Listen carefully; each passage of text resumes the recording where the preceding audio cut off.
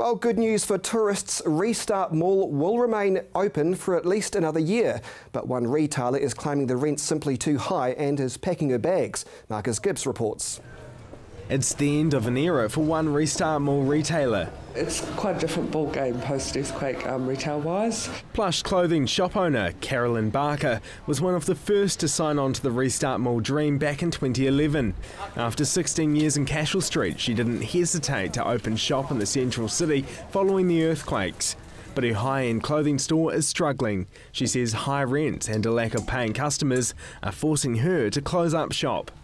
Visitors to her store treat it like a museum, commenting on how nice her clothing is before moving on. She says it's nothing like High Street, where she thrived before the earthquakes.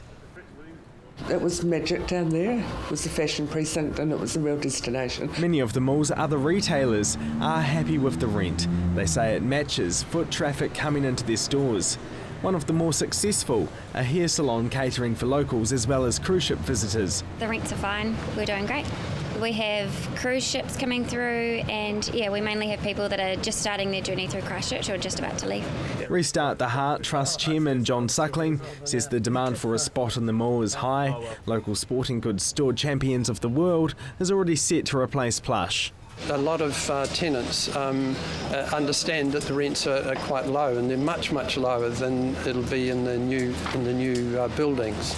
Restart moved to a new spot last year to allow property owners to rebuild, but the advantage of the previous location was its close proximity to Ballantyne's and its foot traffic. Carolyn Barker says since the move, visitor numbers to her store have dropped off. It's gone down for me, Gets worse every year. Tourists quizzed about their spending at Restart don't seem too light in the pocket. Just browsing, but we might get a few souvenirs on the way. So.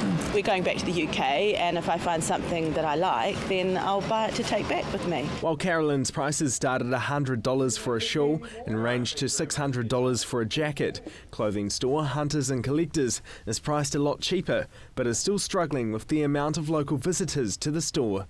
Definitely turnover's down and it's just due to foot traffic really. Andrew Judkins is confident as the new multi-million-dollar retail and office developments open in the central city, more people will flood to Restart.